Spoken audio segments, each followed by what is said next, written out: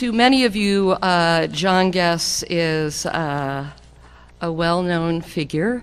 He is really ubiquitous in the city and in the cultural community. He's had a very long career, and it is storied indeed. He's a native Houstonian, a graduate of Johns Hopkins, a member of many boards of arts organizations in the city, including the Contemporary Arts Museum, the Artadia, the Glassell School, and he is actually the current vice chair of the Houston Arts Alliance and the chair of the Folklife and Traditional Arts Committee at the Houston Arts Alliance. But the thing that he is up to these days and the ways he is making waves involve his work with the Houston Museum of African American Culture. John has been brought in to be the CEO to reinvent an institution that has been in existence for a while, and that has been quite a task. And we've asked him to really talk about the kinds of ways in which the African American Museum has morphed over time, and the story of the Houston Museum of African American Culture in particular. I really love this quote that I have frequently heard John say, and that is, "In order for an institution of color to have any chance of being relevant today, it is critical that it be unafraid to address the historical and the contemporary, the random and the radical in its approach to programming." Please, let's give a very warm welcome to our fellow Houstonian, John Guess. Thank you. I'm going to try to get this in 10 minutes so that everybody can get it done in 10 minutes and we can respond to questions. I'm going to talk a little bit fast like Steve Kleinberg to get some of this all in. To begin with, Pat wanted me to talk about the different models of African American museums that we encountered. But I'll start this conversation by saying that when Lee Brown was mayor, he came up with the idea of two institutions: the African American Archival Library at the Gregory School, and a Museum of African American Culture. The library was funded with public funds, and the museum was funded privately. For about 10 years, the museum was guided by a number of good people, but somewhere along the way it stalled. And for about 2 years, people had approached me about getting involved in putting some energy to it and turning it around. I resisted for 2 years, and then in some weak moment, a very weak moment, I relented and said, let's do this. There was a terrible deficit there, and that local deficit is reflected in a deficit that African American museums face nationally. The first thing I did understand was that I was inheriting a board that was African American, good-minded people, but primarily I'd say 99% African American. They were the typical model of museums in general, that is, that first wave of museums that are there for particular local elites. And so I encountered a museum whose mission was to elevate African Americans born and raised in Houston. If you looked across the country and you looked at African American museums, you would see similar kinds of very local and focused missions by similar kinds of people in every major city that you would find. I've got a long background in other things than that are contemporary, and so my first take on it was that, quite honestly, we didn't have enough. If I was trying to build a sustainable institution, we didn't have enough African Americans in Houston to fill that void. So let's first get rid of that. And so we threw out that and opened up the mission a little bit more. Then the second part of this was to encounter an African American museum, much like every other one, that if you get past that local historical elite, self-reference, then the next phase that you go into are African American museums that concentrate on civil rights and our history and the struggle that African Americans came through to get to this point. And that one, if you look across the country, and I surveyed African American museums, those that weren't trapped in a very tight historical place were trapped in one where everywhere you went, if you went to an African American museum, you were given the option to learn a bit of history again and again and again.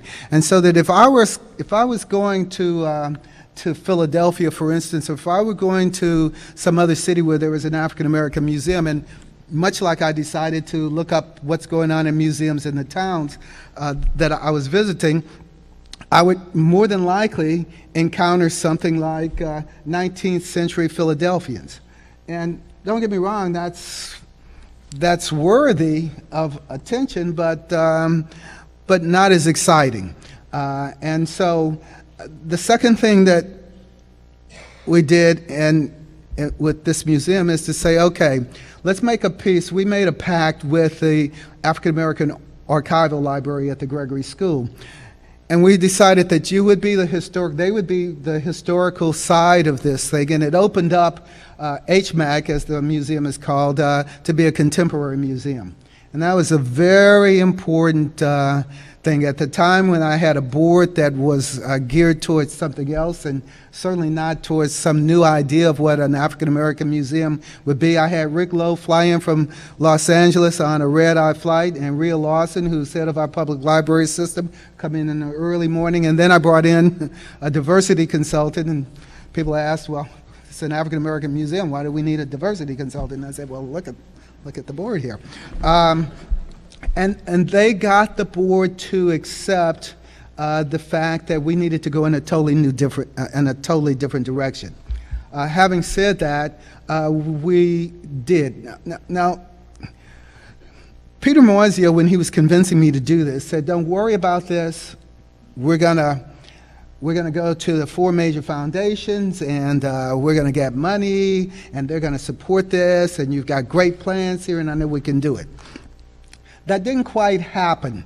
And that wasn't anything that, it would be new if it did happen, because historically, if you look at African American museums, they've been funded by government money, all of them. And so my idea was, and people have heard me say again and again, my goal was to suggest that if we put on the same kind of quality programming, if our programming became a strategy to talk directly to private philanthropy, if we gave you the same kind of program based on excellence that was comparable to the Museum of Fine Arts, that was comparable to the Contemporary Arts Museum, that was comparable to the Menil, we wanted to say to that philanthropy, give to us, and we especially wanted to target philanthropy that gave to the Museum of Fine Arts and to the Contemporary Arts Museum and to the Menil and to the Children's Museum and to the Museum of Natural Science. We wanted them to then say, look at the excellence in programming that's here and give to us too. There are a couple of things that made that not a clear, quick path. The first one was, and I'm watching my minutes, the first one was the fact that it's kind of hard to define in the general public an African American museum without all of the preconceived notions that come with that. For instance, we have had, I've gone out to good friends of mine and said, look, we need to diversify this board. Do you have any suggestions? And they look around and they think, yeah, I sure do. Joe Schmo is a good guy in my firm. Well, Joe Schmo is an African American. I know we need some other people. And we want to diversify this thing. Or I'll have corporate sponsors say, if you would just put your gala in Black History Month in February, you'd do really well. And I said, no, we're not going to do that, because the model that we've defined, I'm going to wrap pretty quickly here, but the model that we defined was a contemporary one. And that is to say that it is a model that's based on a history that contemporarily is multicultural. And we solidly stand in that ground with a foot in our history every chance we can get, but it's multicultural. We define the museum as a national museum that happens to be in Houston and African American to the extent that on any given day, any day of the year, you will find something that's African American in there. On the other hand, we're a portal and we bring other cultures like every other museum. So one of the things that we decided to do in looking at that excellence, we decided we've had, I got to make this point. We've had Pulitzer Prize winners galore. We've had poet laureates come through. We've had Whitney biennialists all the way across the table. We've had national best-selling authors. The same exact kind of quality and excellence that you get anywhere else. And we've been very fortunate to be in Houston, where we've had an extremely diverse and receptive audience. Part of the reason for that is because our artists have been, although they've been African American, they've been people who had messages that transcended African Americans. That put us firmly in the contemporary place. Why is it important? Well, one last thing, and then I'll wrap with why it's important that this conversation be in Houston, and why I decided to get involved with having this conversation and forcing this conversation in Houston. The last thing I have to say is that, before that, is that by having artists that transcend race, we are able to talk about race in a different way. The historical model stands over here, but we talk to younger people. Now, our audience is gender and age mixed, but in large part, we talk to younger people. And what does that mean? That means that we engage an audience that sometimes might not have all this historical stuff and underpinning that we might want them to have. But we also ask the question in the contemporary world with younger people, is that baggage necessary to create the kind of society that we want to have? I don't know, but it's a question that we put forward all the time. Last thing is, why is this important to do it in Houston?